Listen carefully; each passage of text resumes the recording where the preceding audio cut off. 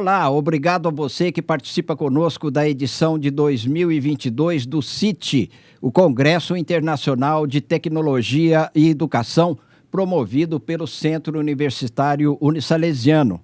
Só lembrando que a primeira edição do CIT foi realizada no ano passado e foi um grande sucesso. Nós tivemos a produção de mais de 100 palestras. Elas foram distribuídas para 43 países, num total de 15 mil visitas e quase 1 milhão de interações. Eu sou o professor Fernando Sávio, coordenador do curso de Publicidade e Propaganda do Unisalesiano de Araçatuba. E para a gente, em nome dos alunos e também dos professores, é uma honra muito grande porque nós estamos felizes em receber aqui uma pessoa muito especial. Está aqui conosco no nosso estúdio o jornalista Jackson Pinheiro, que apesar de tão jovem, já tem uma longa carreira no jornalismo. Ele, principalmente no esportes, né, Jackson? Exato. Como repórter. Participou de 2 Copas do Mundo, 3 ralis Paris-Dakar, 1 Olimpíada, 4 ralis do Sertão. Quer dizer, tem muita coisa aqui para a gente conversar. Mas eu gostaria, Jackson, inicialmente, de falar de uma nova tendência que a gente está vendo aí, que são as transmissões ao vivo, né, pelas plataformas de streaming, e que estão causando uma verdadeira revolução na maneira com que as pessoas veem televisão hoje em dia, né? Você está trabalhando nisso ultimamente. Sim, Sávio. Sávio, primeiro, satisfação imensa. Quebrar um pouquinho aqui o protocolo, porque o Sávio foi um grande incentivador no começo da minha trajetória no jornalismo, foi meu professor. Eu tenho muita gratidão, viu, Sávio? Do fundo do meu coração mesmo, a tua paixão pelo jornalismo, pelo telejornalismo. Plantou uma sementinha naquele jovem que estava chegando à faculdade com 18 anos. E eu me recordo de muitas conversas que nós tivemos lá naquele local, poxa, às vezes ali de maneira informal, e você fascinado pelo jornalismo, pelo telejornalismo. Aquela sementinha floresceu e floresceu muito bem. Muita gratidão. Eu gostaria de deixar isso muito claro. Obrigado mesmo, viu, professor? Eu que agradeço, obrigado mesmo. Para a gente, o professor, é sempre uma alegria, né? Quando a gente vê que os alunos deram frutos, que foram em frente, que seguiram a carreira, né? Que estão fazendo sucesso aí na carreira. Obrigado, professor. Né? É muito bom. Graças à sementinha que foi plantada e floresceu. Bom, é isso, professor. A gente, eu me sinto um cara muito privilegiado, assim, porque eu peguei 3 transições importantes. Uma transição tecnológica, uma transição editorial e agora uma transição de era mesmo. A gente está passando agora por uma outra dimensão na comunicação, que são as plataformas de streaming e também as redes sociais, que também hoje em dia desempenham um papel fundamental no processo de comunicação. A questão da tecnologia é visível, evidentemente. Hoje a gente está num estúdio aqui mega moderno, com câmeras robôs, tudo muito mais simples. Você é da época em que a câmera, o play era acoplado, né? E acoplado, exatamente, o áudio acoplado, a imagem era o tape e tudo. Exatamente. Eu já peguei a primeira câmera com tape acoplado, que era a KY, que era na TV SBT. E, poxa, pesava quase 20 quilos, era uma câmera imensa. Coitado do cinegrafista, né? E hoje nós trabalhamos com câmeras muito portáteis, câmeras que filmam em 4K, 8K, enfim. Então, teve essa revolução, peguei essa transição, a questão editorial mudou muito, e todas essas 2 revoluções foram fundamentais para a que nós estamos vivendo hoje, que é essa nova era na comunicação. Porque se não fosse o avanço da tecnologia, a mudança editorial, o senhor se recorda que a gente... o senhor também passou pela Globo, eu também passei pela Globo, manual da Globo. Tinha um manual da Globo, e se você escrevesse qualquer coisa fora daquele manual, o editor simplesmente vinha e arrancava isso do off e não tinha conversa. E, de repente, isso começou a mudar ali em meados de 2010, 2011.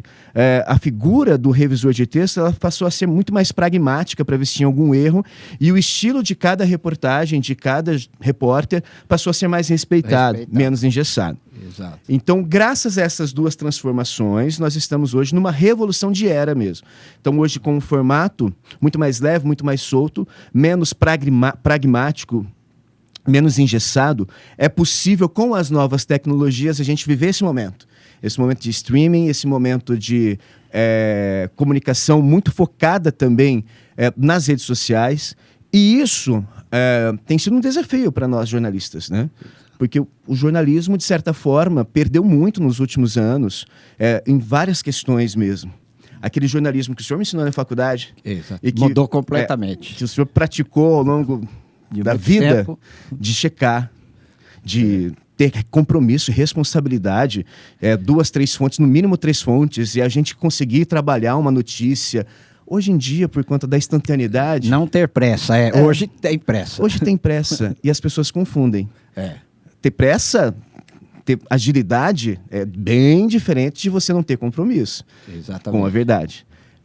E aí, por isso que hoje alguns processos são bem falhos, né? Antigamente era uma vergonha danada dar uma barrigada. Hoje no esporte, principalmente no jornalismo esportivo, tem amigos, companheiros, e eu falo isso sem menor problema, companheiros que começam um ano na janela de janeiro dando barrigada atrás de barrigada e tá tudo bem. Eu tenho vergonha de dar uma barrigada, eu sempre tive vergonha. Hoje isso foi banalizado. Então, ao mesmo tempo que essas novas ferramentas, essas 3 transformações foram extremamente positivas para a comunicação, para o jornalismo, ela é um grande desafio. Todo esse processo é um grande desafio, porque a gente está precisando novamente voltar para o banco das universidades. Acho que esse processo que a gente viu de uma fuga, qualquer um pode ser jornalista, essa aberração que foi, Exato. né? Enfim, mas daí é uma outra questão, né, professor? Mas isso prejudicou muito a essência do jornalismo. Só que nós estamos nessa nova era.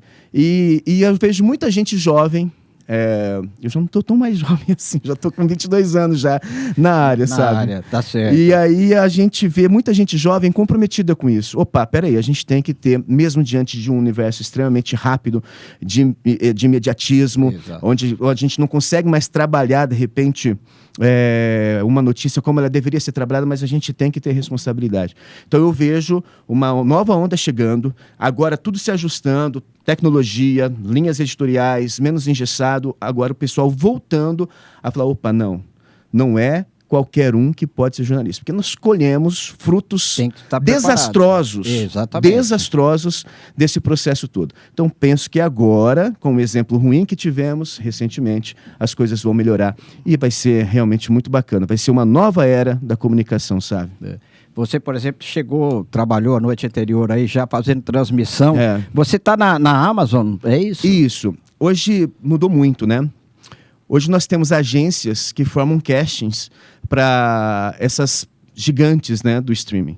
Então hoje eu estou no casting do YouTube, da Amazon Prime, da Twitch com o Casimiro, com o Casé, e também nos Sertões, por 2 agências, né, a Live Mode e a Live Sports, que são agências que cuidam 360 desses eventos, né? Então, a Live Mode, por exemplo, tem um campeonato paulista, monta o casting. Nós tivemos um casting bem pesado para o Paulistão de 2022 com o Thiago Leifert, o Chico Gunha, Fred Desimpedidos, a Ali Oliveira, a Bianca Molina, a Alê Xavier. E foi uma revolução assim nas transmissões, porque a gente conseguia colocar todo mundo para participar de um jogo. Então, antes uma transmissão tinha narrador, comentarista de arbitragem, um repórter de campo. A gente chegou a ter 10 pessoas, 12 pessoas. E sem ser algo ruim. Foi algo muito positivo, porque cada um com seu estilo, cada um dentro daquilo que é mais o seu perfil. Por exemplo, eu ficava mais com essa parte de comportamento, com torcida, mas também participava do jogo. Então foi uma revolução muito grande. O YouTube mundial fez essa espécie de teste aqui no Brasil. Foi a primeira vez que teve transmissão de futebol a nível nacional, né, vamos dizer assim, num país tão relevante como o Brasil. Então foi bem interessante, eles gostaram muito do resultado e não deixou dúvida alguma de que esse é o futuro. Esse modelo nasceu basicamente nos jogos, eu digo jogos, havia a transmissão, a Twitch TV, né? Twitch TV. De repente mudou para as transmissões de grandes esportes, como o futebol, por exemplo. Eu repito, no Paulista desse ano foi a primeira experiência que o YouTube fez no mundo. Eles já tinham feito algo com beisebol em alguma localidade nos Estados Unidos, mas muito regional. E aí, no âmbito nacional, assim, vamos dizer, foi a primeira vez que eles fizeram essa experiência. O que a gente, né, eu como um profissional que está nessa área, o que eu enxergo? O mercado consegue ver isso de uma maneira muito mais específica, muito mais abrangente, vamos dizer assim. Abrangente, mas também específica, melhor explicando, né? Você tem o todo, mas você tem também exatamente quem está te acompanhando. A faixa etária que está te acompanhando. O tempo que essas pessoas estão ficando nessa transmissão. Isso para o mercado são números... Isso em tempo real vendo tudo isso. Exatamente. Porque antes era muito subjetivo. Pegar rede de TV aberta, por exemplo. Era medida pelo Ibope, Só né? Ibope. Então, mas quem está vendo? Era por amostragem, era uma coisa que era meio, né? Hoje não. Hoje você tem as métricas em tempo real. O mercado consegue acompanhar. Nossa, nesse jogo eu tô com um percentual muito grande. Eu tô com não é nem percentual. Eu tô com X milhares de jovens na faixa etária de 15 a 20 anos acompanhando esse jogo aqui. Desses X milhares de jovens, X pertence a tal classe, tudo, entrega, pronto, para o mercado. E o mercado olha os números e fala, poxa vida, aqui é um bom caminho. É o meu nicho, eu preciso disso. Vai direcionando, né?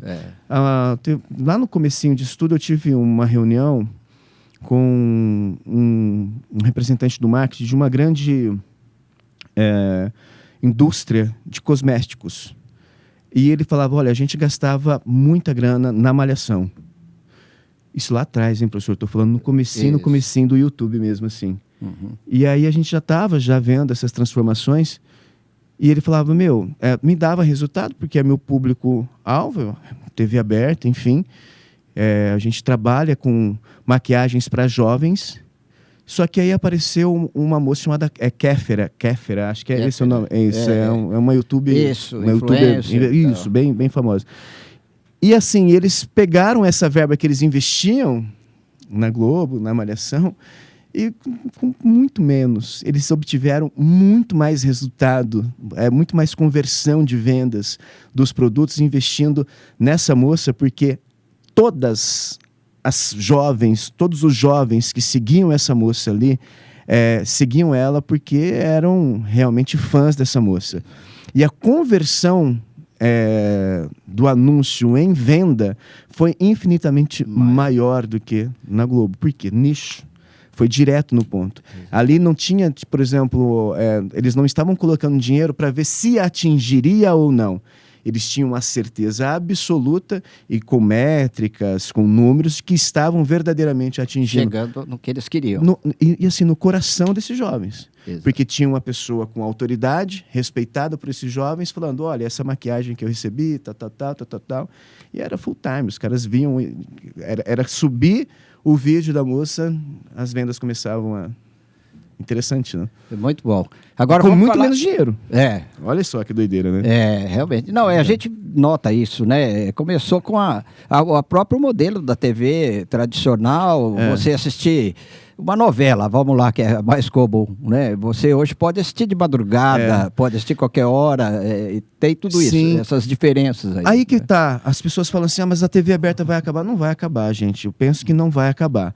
Só que todas elas estão muito bem pautadas já e bem calçadas e pavimentadas na estrada do futuro mesmo, que é o streaming. Então, todas elas já têm seus próprios aplicativos, todas as TVs abertas têm. Então, vai ser uma migração natural. Você vai assistir quando e que horas? Que horas que você quiser. E no futebol,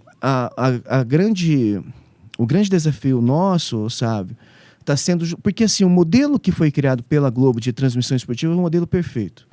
De cortes de câmeras, incrível. Então, a gente vê, né? Tem uma diferença muito grande quando a Globo transmite, quando... A qualidade, exatamente. A qualidade, então. Esse modelo que eles criaram é um modelo que era muito difícil de ser copiado, porque você precisava de todo um know-how. Só que a gente vai vendo já que algumas ferramentas estão possibilitando isso. Pelo menos chegar próximo. E eu acho que o caminho é esse. Nós fizemos uma transmissão no Paulistão, no YouTube, que tecnicamente, até para o próprio setor, né, especializado, só foram elogios, assim. Tem a mesma qualidade. Porque você tinha inúmeras câmeras, drone, não tinha um helicóptero. O helicóptero hoje também já está defasado, porque você tem drone que faz a parte aérea com maestria, né, com imagem 4K, enfim. E tinha tudo isso. Então, essa questão da transmissão esportiva no streaming também, ela está passando por um momento de ajuste. E que a gente está acompanhando transmissão a transmissão, uma evolução imensa. Tipo assim, a gente dá um salto a cada jogo. É um salto a cada jogo. Dá para colocar um repórter na arquibancada. Pô, mas a Globo não faz isso. Mas a gente consegue fazer isso. Vamos fazer? Vamos. Abre uma janelinha, o jogo rolando aqui. Eu fiz isso 2, 3, 4, 5 vezes no Paulistão, entrevistando um torcedor aqui, com a janela aberta, e o jogo rolando. Aí, evidentemente, causa um impacto na primeira vez. Pô, mas aí o cara vai ficar entrevistando, não sei se eu vejo o jogo. Mas já teve gente que já gostou de imediato. E agora pegou. Então, por exemplo, tem algum lance interessante, alguma coisa acontecendo na arquibancada, abre a janela, a gente entrevista ao vivo ali e o cara não perde o jogo. Já faz na hora. Essa multitela. Muito né? 10. Essa multitela. Vai ser muito bem interessante. O futuro é incrível. Jackson, vamos falar um pouco da sua carreira. Você é aqui de Araçatuba, uma pessoa conhecida e querida aqui em Araçatuba, mas também já conhecido nacionalmente como repórter. Você se formou, eu me lembro, mais ou menos 2004, foi mais ou menos nessa época, né? Exato. E a partir daí, como é que foi? Você começou pelo rádio? Foi, professor. No segundo ano da faculdade, no finalzinho do segundo ano da faculdade, um amigo falou, eu ia muito num campo de várzea aqui, que eu joguei futebol e ia acompanhar os meus amigos que jogavam lá. Aí um amigo meu, um colega de turma na faculdade, falou assim, olha, meu irmão narra o jogo e ele está precisando de um repórter. Você está sempre lá, pega o microfone e vai ser o repórter dele. Aí eu falei, pô, mas aceito na hora, o Tilim, Carlos Alberto Tilim. E o irmão dele era o Marquinhos Serelepe, hoje ele é radialista aqui. Exato. Isso. Aí eu falei assim, vou. E aí comecei com o Marquinhos lá a fazer as primeiras reportagens. Logo deu tudo certo. Fui fazer o Vôlei Futuro no comecinho do Vôlei Futuro aqui em Araçatuba, que disputava Liga APV, Ligas Amadoras de Voleibol, Campeonato Paulista Intermediário também. Aí no terceiro ano eu consegui o estágio na TV, que foi no SBT, a antiga TVI, aqui em Araçatuba mesmo. E aí, rapaz, olha como as coisas são. Eu me recordo que na primeira semana, fazendo ronda ali como produtor, um repórter ficou doente. Aí a Patrícia Machado, na época era chefe, falou assim, Jackson, o Zanata não vem, a gente precisa de um repórter, porque teve um factual. Vai lá, pega um blazer, coloca, e você vai fazer o VT. E aí já se passaram 22 anos como repórter. Além do SBT, você teve na Globo aqui também, na região. Me formei, passei pela... Aí quando eu me formei, fiquei até o final do curso na TVI. Aí fui para a TV Tem, como repórter. Aí depois da TV Tem, eu vou para a Globo, Sport TV, e aí o Fox chega. Ali em meados de 2013, o Fox chega. Eu vou, em definitivo, para o Sport TV em 2013, né? Mas fico só 2 meses. Porque eu já vinha, durante todo esse processo da TV Tem, eu ia para São Paulo, fazia jogos, fazia férias, fazia jogos aqui no interior. E aí, quando eu vou, em definitivo, que é para a Copa das Confederações, eu recebo uma proposta do Fox, que estava chegando no Brasil, e aí eu aceito, vou para a Fox e aí fico até o final. Tempo lá. Aí eu fico do começo ao fim da Fox. E ali eu fiquei de 2013 a 2021. Meu contrato foi o último a se encerrar. Eles encerraram as atividades, né? Fizeram a fusão, a Disney comprou, né, a Fox, a Disney já tinha a ESPN, fizeram a fusão e o pessoal da Fox não ficou, né? Mas foi um período muito bom da minha carreira, assim, sabe? Foi na muito Fox bacana. que você realizou a maior parte das grandes coberturas? Sim, Vamos lembrar, então, por exemplo, Paris-Dakar. Como é que foi? O Dakar, 3 edições do Dakar. Foi muito bacana, porque na Fox, assim, diferentemente da Globo e do Sport TV, a Fox estava começando. Então, estava todo mundo no mesmo barco. A gente era um time de repórteres, galera muito boa, muito unida. A gente tinha um querido Fernando Caetano, que infelizmente faleceu recentemente, a André Cavalcante, a Helena Calil, era uma turma muito boa, muito amiga. E estava tudo no começo. E ali as oportunidades surgiam e a gente ia mesmo, assim. Então, poxa, eu nunca imaginei cobrir um Dakar. E aí acabei cobrindo 3 Dakar, que sem dúvida alguma é o ponto alto da minha carreira. As pessoas falam assim, mas você fez 2 Copas, né? Fez a Copa aqui no Brasil em 2014, que foi uma excelente Copa, foi um marco na minha carreira também, pela Fox. A Copa de 2018 na Rússia. A Olimpíada de 2016 no Rio, que eu fiquei com o vôlei e cobri o ouro brasileiro, né, no masculino. Mas o ponto alto da minha carreira mesmo, assim, foi o Dakar. Por tudo que eu sempre busquei como jornalista, né, sabe? A gente gosta de contar boas histórias, a gente gosta dessa experiência transcultural, de ver comportamentos diferentes, de a gente conseguir conciliar uma boa pauta de esporte com uma boa pauta de cultura, de economia, de geopolítica. E no Dakar a gente conseguia tudo isso, passando por lugares incríveis, conhecendo povos maravilhosos. Então, o ponto alto da minha carreira foi realmente a cobertura dos 3 Dakar. Só que, poxa vida, eu fiz praticamente todas as semifinais, finais de Libertadores, Sul-Americana, de Campeonato Brasileiro. Esses últimos 8, 9 anos da minha carreira, eles foram fantásticos, assim, incríveis. Eu olho lá para trás, aquele rapazinho chegando na faculdade, eu falo assim, caraca, não é possível que as coisas aconteceram. E eu me recordo de uma conversa que eu tive com outro professor, que ele falava assim, não tenha pressa, não tenha pressa. Tudo é um processo, tudo leva tempo e tudo vai acontecer. E eu trago isso para mim, assim, as coisas acontecem no momento certo, na hora certa, viu, sabe? Eu sou muito feliz com tudo que rolou. E essa é uma boa dica para os nossos alunos, né? A gente precisa aguardar. Agora tem que estar preparado. Tem que estar. Aí que está. Preparado. Aí que está, viu, Sávio? Aí que está o X da questão. Quando a gente vai falar, a gente é convidado, né, para falar com alunos aqui. Poxa, vou mais uma vez com essa oportunidade, queria agradecer você, Salesiano. Gente, é isso. Matou a pau aqui o Sávio. A oportunidade, ela aparece às vezes só de passagem, mas de passagem mesmo, assim, ó. Se você não estiver preparado, já era. Eu me recordo, e tenho isso muito fresco na minha cabeça, se eu tivesse vacilado, não estivesse pronto na primeira oportunidade que eu tive uma matéria de rede, naquela época eu jamais teria feito rede novamente. Porque naquela época você tinha a figura do repórter de rede. Isso. Hoje não tem Hoje mais. Não tem. Hoje qualquer um faz. Qualquer um, com todo respeito, pelo amor de Deus. Entendam o que eu estou falando.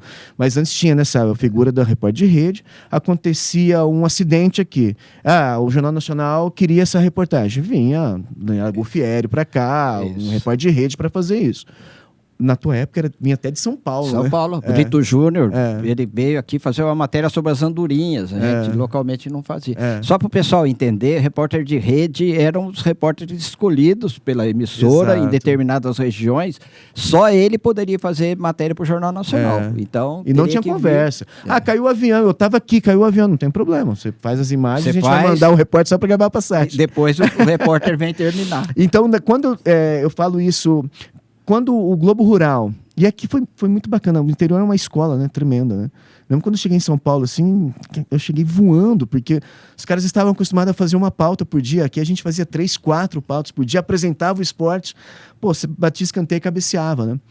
Então, o interior é uma escola muito grande. Mas se eu não tivesse preparado, a primeira vez que o Globo Rural, por exemplo, pediu uma reportagem e caiu essa reportagem literalmente no meu colo, eu não tivesse entregado aquilo que eles queriam, né, no padrão que eles queriam, eu teria perdido uma oportunidade e talvez estaria ali patinando, tal. Então, estejam sempre preparados, atentos e preparados. E a preparação ela vem no dia a dia mesmo, buscando conhecimento, treinando e trabalhando principalmente a tua parte mental. É fundamental que você esteja bem psicologicamente quando essas oportunidades aparecerem. Exatamente. Porque às vezes a gente acha que não vai dar conta e fica tranquilo que é possível, é extremamente possível e você vai dar conta. Sempre é possível.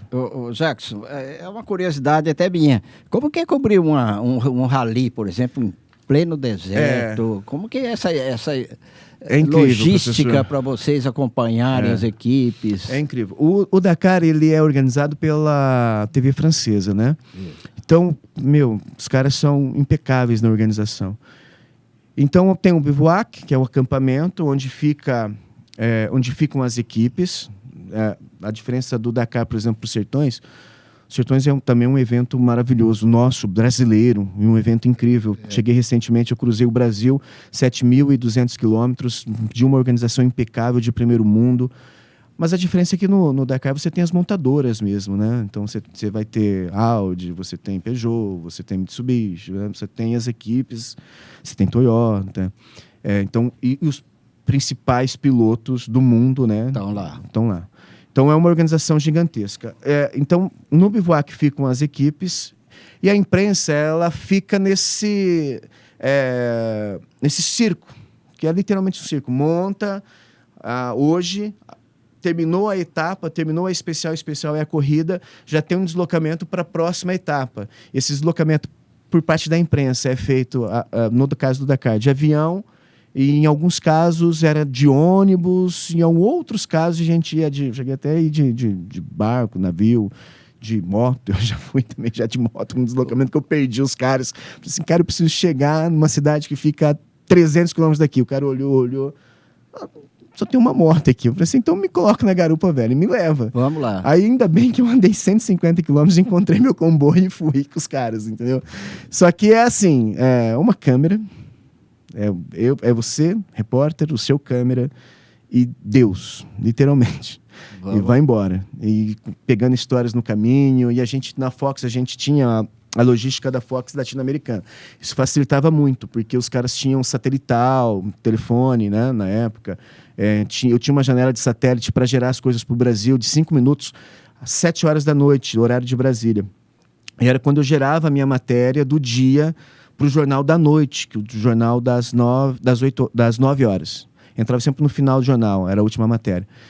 Então era bem corrido, sabe? A gente, durante o dia, tinha que produzir, ir atrás, ir para a cidade, pegar as curiosidades, entrevistar piloto, entrevistar mecânico, acompanhar os brasileiros.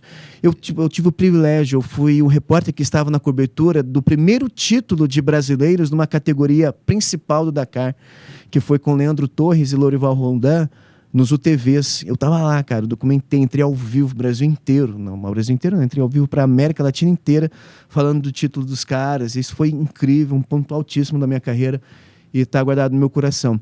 Só que é aquilo que eu te falei, o principal do rally não é a competição.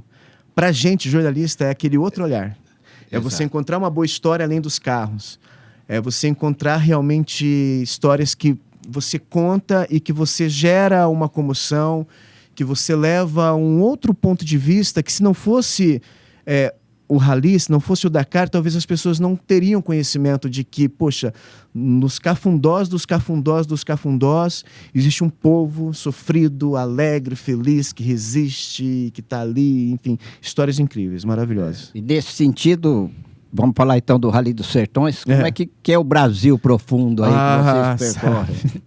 E esse ano a gente foi para um lado B do Brasil, rapaz, foi ao mesmo tempo fascinante e muitas vezes chocante também, né? Aí a gente tem que ter aquele equilíbrio, né? E documentar mesmo, que é o papel do jornalista. Exatamente. Né? Então, a gente está ali realmente numa competição e as coisas acontecendo e você cobrindo absolutamente tudo. Só que os sertões eu falo, as pessoas falam, pô, você fez Dakar, qual que é a melhor, qual que é a maior? Esse ano os Sertões ganhou o título de maior rally do mundo em distância de competição mesmo. Passou o Dakar. Em tamanho, os dois se equiparam. Em competição, o Dakar evidentemente é maior e melhor, porque você tem as melhores equipes, as grandes, os melhores pilotos. Só que aqui a organização desse rally é realmente impressionante. E a diversidade que nós temos no Brasil. Nós saímos de Foz do Iguaçu, nós passamos por todos os biomas, saímos da Mata Atlântica de Foz, passamos pelo Cerrado, Caatinga e chegamos na Amazônia. O Brasil ele é um continente, é surreal. E aí a gente olha, passa por tudo isso, assim, às vezes assento e lá vai cacetada, que a gente está na loucura também, correndo atrás de pauta, entrando ao vivo. E esse ano foi tudo por streaming, foi tudo pelo YouTube. Foi incrível, a gente ficou ao vivo das 8 às 11 da manhã, eu apresentava um programa das 3 às 3h30 e tinha um outro programa das 8 às 9 da noite. Tudo ao vivo. Isso é surreal. Aquilo que eu te falei do avanço tecnológico. Sem formalidade. Eu voltei mais gordo, cara, porque a galera chegava com comida e a gente ao vivo. Pô, vamos comer aqui essa... o que é isso daqui? Pô, é vaca atolada. Vamos comer comida típica de Foz do Iguaçu até Amazonas, sabe? Até o Pará. Então, e ao vivo no meio do nada. Eu tava no meio do Jalapão entrando ao vivo, cara.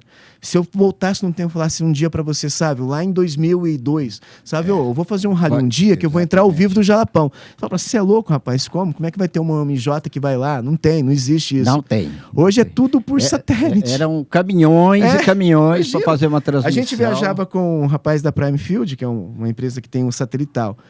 Era uma parabólica. Esse cara chegava, abria o case, montava essa parabólica, apontava para o satélite, internet. Com o Multilink, com a LiveView, a gente estava ao vivo. Para o Brasil, para o mundo inteiro. O Brasil, cara. Todo mundo assistindo de qualquer lugar. Direto do Jalapão. Eu andei 10 horas no Jalapão, eu contei 20 pessoas. E eu estava ao vivo daquele lugar. Porque ele é um deserto, né? O Jalapão é um deserto mesmo, no sentido da palavra de não ter gente mesmo, né? Não de areia, não. Deserto, você não vê ninguém. Só vê bicho, natureza, belíssimo.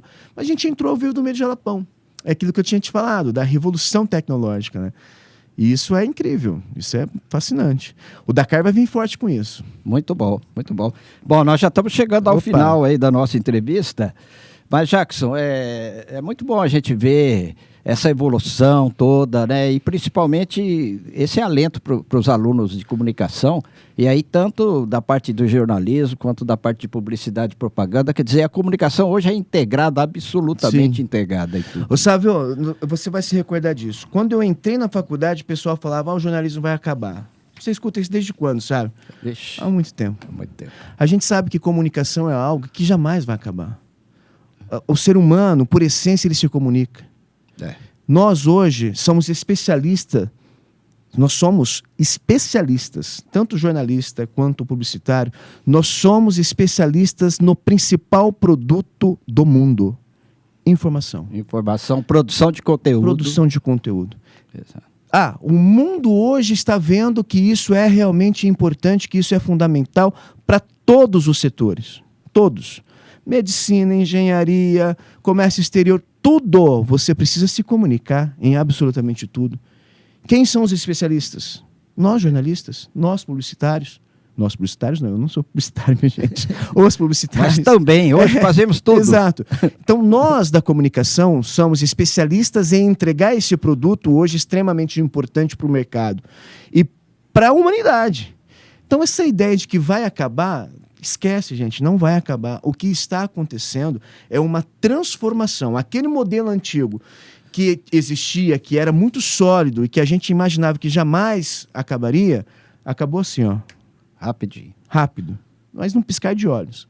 O que vem pela frente, penso, sendo extremamente otimista, como eu sempre fui, vai ser muito maior do que tudo aquilo que nós vimos. Tudo aquilo que nós vimos. Porque se tem algo que não tem fim... e não vai ter fim nunca, é a necessidade do ser humano em se comunicar. Se você vende, você tem que passar essa informação de maneira adequada. E hoje o mundo ele é feito dessa forma. Então, nós temos que nos capacitarmos, estarmos prontos e preparados para os desafios futuros, que são gigantescos. Mas existe um horizonte muito, muito promissor para a comunicação.